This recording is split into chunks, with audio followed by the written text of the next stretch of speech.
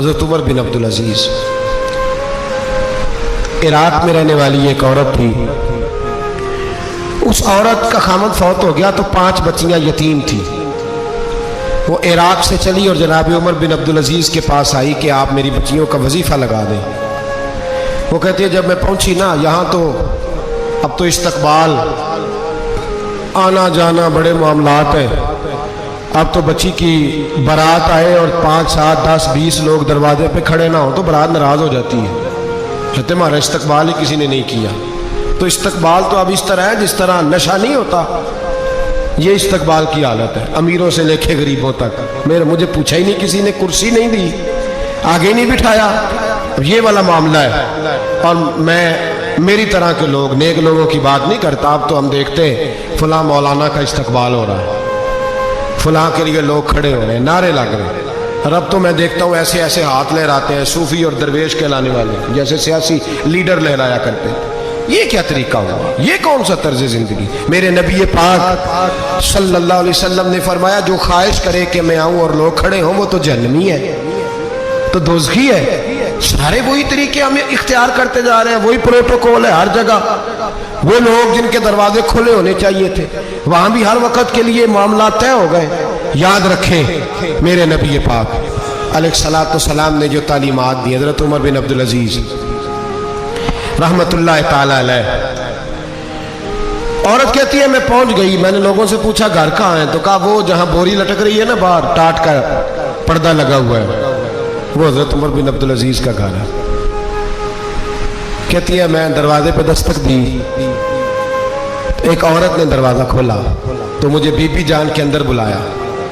तो उनके घर के अंदर जब मैं दाखिल हुई तो बड़ा सारा सेन था, एक तानिम कुआं लगा था, एक तरफ एक बड़ा दरख्त था और एक छोटा सा बनाई हुई थी जगह बर्तन धोने के लिए। और बीबी ना बर्तनों को मिट्टी लगा के साबुन लगा के बैठी हुई थी, काम कर रही थी वो औरत। मुझे उसने दरख्त के नीचे बिठाया, पानी पिलाया। कैसे आई हो? मैंने कहा अमीरुल मोमिनीन से मिलना है। कहने लगी बैठो थोड़ी देर में आ जाते।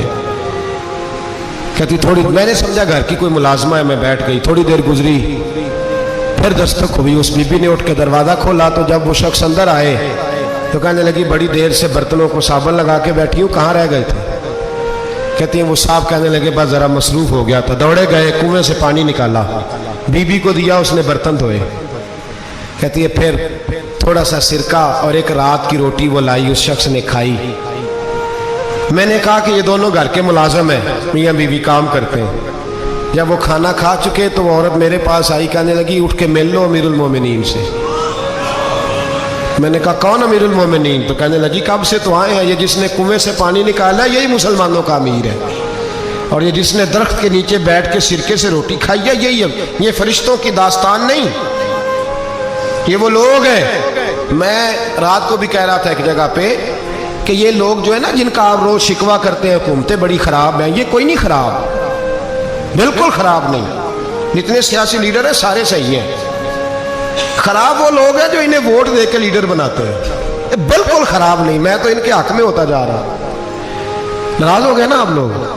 अल्लाह करे तुसी हो जाओ तो अगले इलेक्शन से सियाने भी हो जाओ, आमीन तो कह दे।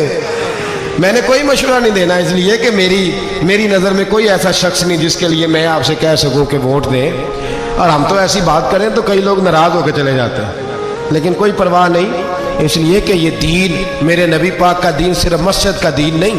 इंशाअल्लाह आइंदा जुम्मे नज़रिया पाकिस्तान बयान करूँगा और बताऊँगा कि पाकिस्तान का मतलब क्या, ला इलाहा इल्लल्लाह मुहम्मदुर रसूलुल्लाह सल्लल्लाहु अलैहि वसल्लम। हुजूर का जो कुरान नाफज होगा मस्जिद में, वो कुरान कचहरी में भी नाफज होगा इंशाअल्लाह। और वो कुरान नाफज होने आया है, असेंबलियों में वही कुरान नाफज होगा इंशाअल्लाह। और यही चिराग जलेगा तो रोशनी होगी। बयान करेंगे और डट के बयान करेंगे, आपको बताएंगे।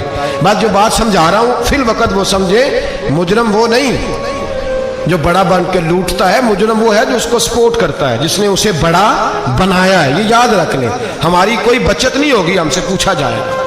हम सारे कचहरी में खड़े होंगे, अल्लाह सवाल करेगा कि तुम बताओ तुम इनके मददगार क्यों बने थे, तुम सपोर्ट क्यों करते थे, ये पूछा जाएगा और हमने जवाब देना है। बहरहाल आमदाम बरसर मतलब जनाब उमर बिन अब्दुल अजीज रहमतुल्लाह अलैह के वो बीबी गई तो कहने लगी कि ये अमीरुल मोमिनीन ने कहा, वो उठ के हाजिर हुई, कहा हुजूर मैं इराक से आई हूँ, मेरा खामद फौत हो गया, मेरी 5 बेटियां हैं, वजीफा लगा दे।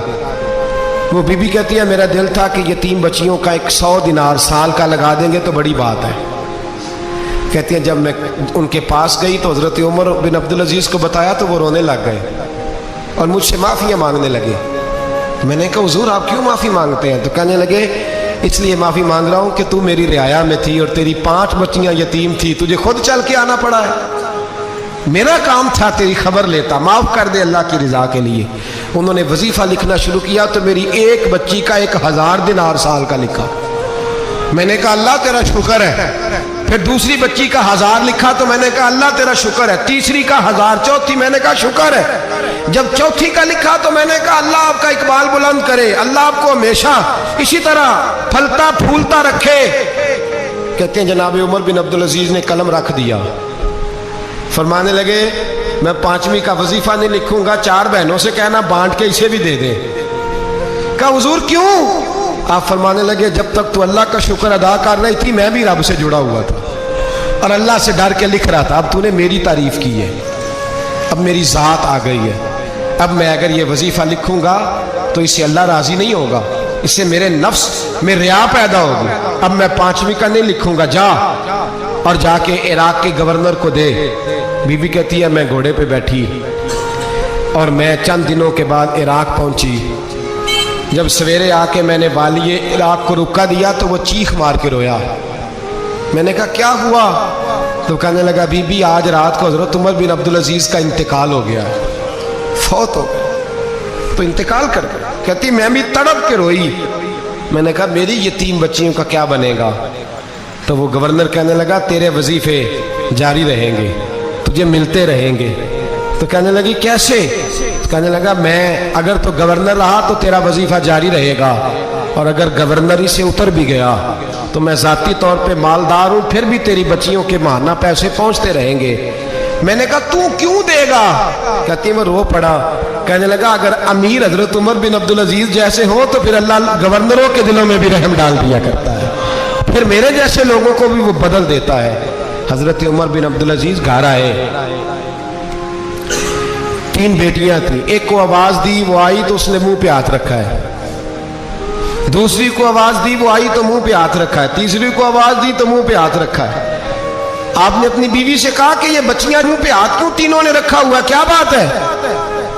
तो बीबी रो पड़ी, कहने लगी 4 दिन हो गए मेरी बेटियां प्यास से रोटी खा रही हैं, 4 दिन हो गए, उनके मुंह से बदबू आती है इसलिए वो आपके सामने आती हैं तो मुंह पे हाथ रख लेती हैं 4 दिनों से।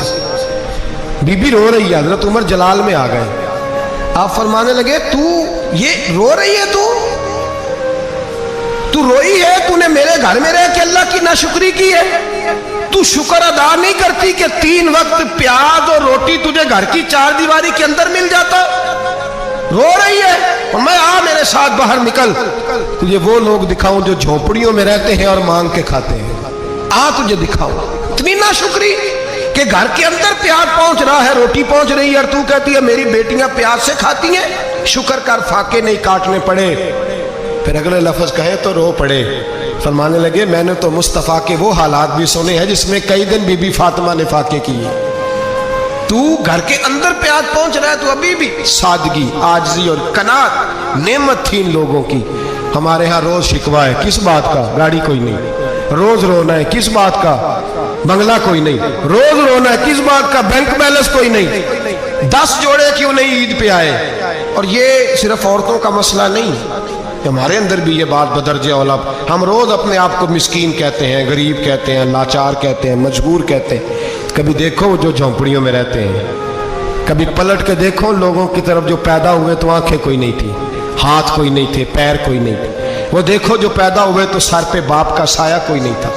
कैसे कैसे लोग वक्त गुजार रहे। हम रोज आके कहते हैं कारोबार ठंडा हो गया, हालात बड़े खराब हो गए, हम बड़े मजबूर। क्या हो गया साहब?